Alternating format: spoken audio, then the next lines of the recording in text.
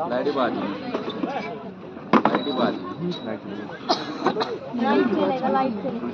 Light नहीं गई है।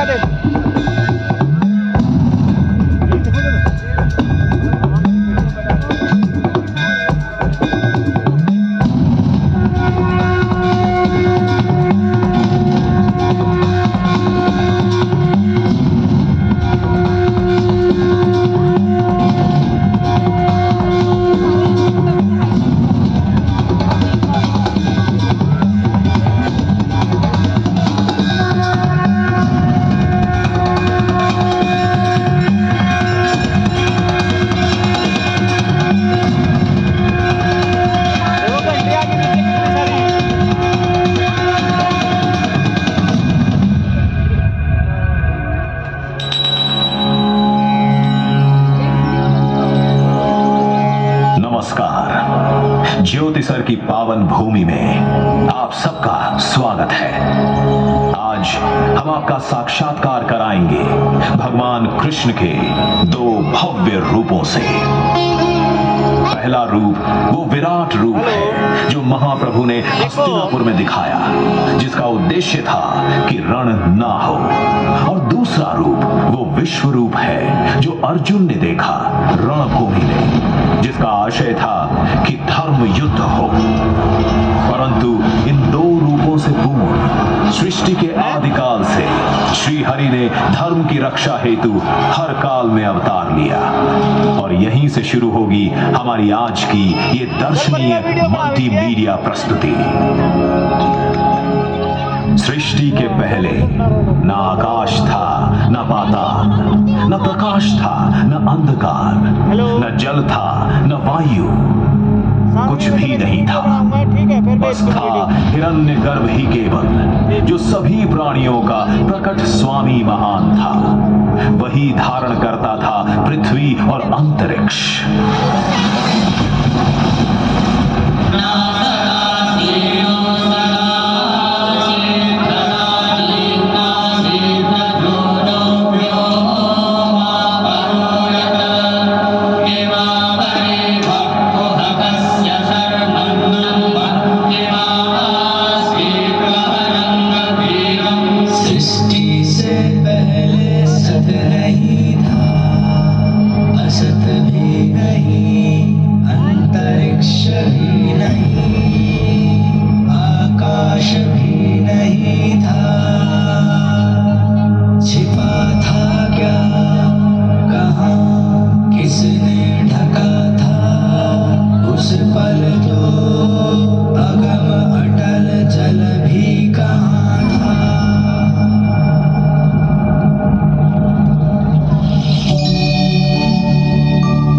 द्वारा रचित अद्भुत और अनुपम सृष्टि के पालन और सुरक्षा का भार महाविष्णु ने संभाला और धर्म की स्थापना हेतु अनेकों अवतार लिए। इन अवतारों ने कभी मार्गदर्शन किया और कभी प्रेरणा दी, और आवश्यकता पड़ने पर महासंहार भी किया। अद्भुत कथा है भगवान विष्णु के अवतारों की।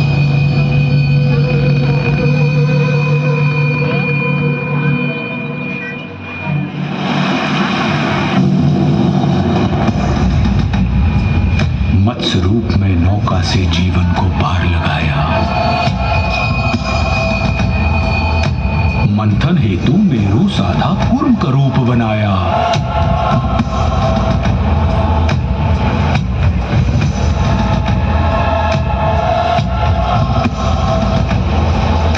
लील रहा सागर धरती को वार आन बचाया।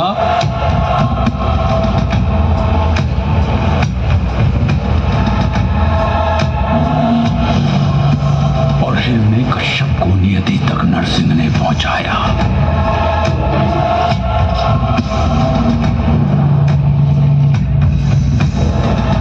त्रिपद में वामन के पहुंचा महाबली पाताल।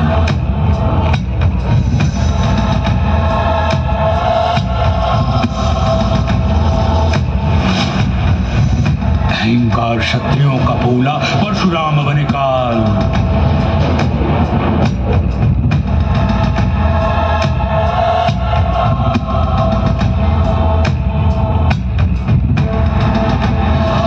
संघर्ष किया, वनवास किया, जनमानस को विश्वास दिया, श्री रामचंद्र आदर्श बने और दशकंधर का नाश किया।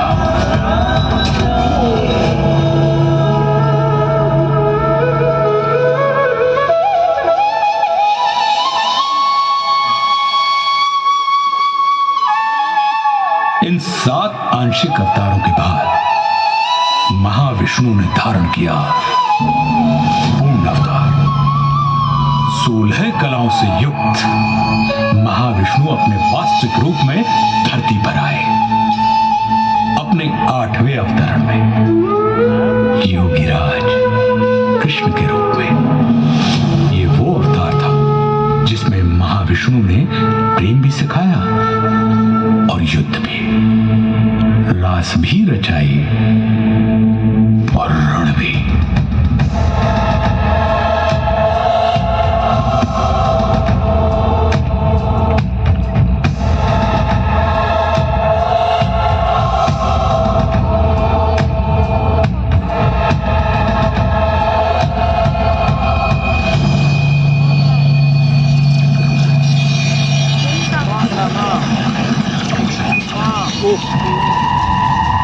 महाविष्णु के 8वें अवतार की कथा में एक दिन ऐसा भी आया जब भ्राताओं में ही द्वेष हुआ, भूखंड को लेकर क्लेश हुआ। कौरव ने चौसर बिछवाई, पांडव को समझ नहीं आई।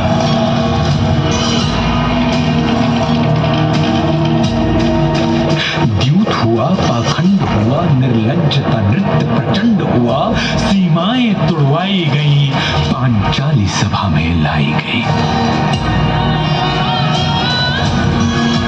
अपमान हुआ जो नारी का, वो पूरे कुल पर भारी था।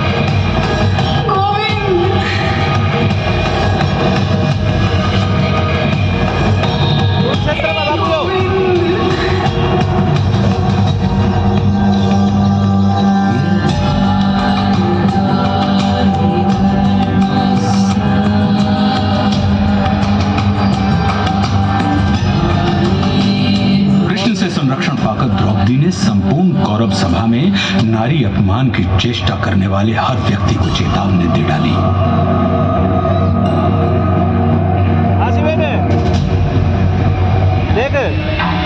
जिस धरा पे हो बैठे धराधिपति, वो धरा ध्वंस धूमिल धरी जाएगी। दिखेंगे मृतक ही मृतक उस तरफ जिस तरफ रक्त रंजित नजर जाएगी। होंगी विधवाएं इतनी गुरुवंश में, साड़ियां श्वेत सारी कम पड़ जाएंगी। नाम तक के लिए नरना होगा कोई, बीज को सूनी के तरस जाएंगी।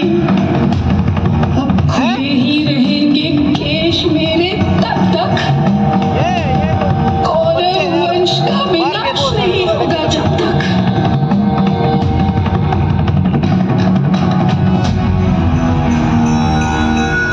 द्रौपदी के अपमान की घटना ने वो पृष्ठभूमि तैयार कर दी जिस पर महाभारत रचा गया। कौरव और पांडव अपनी अपनी सेनाएं संगठित करने में लगे। कृष्ण ने दुर्योधन के पास जाने का निश्चय किया।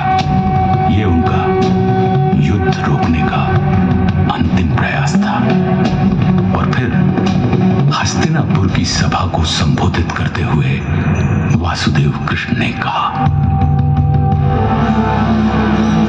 दो न्याय अगर तो आधा दो, पर इसमें भी यदि बाधा हो तो दे दो केवल 5 ग्राम।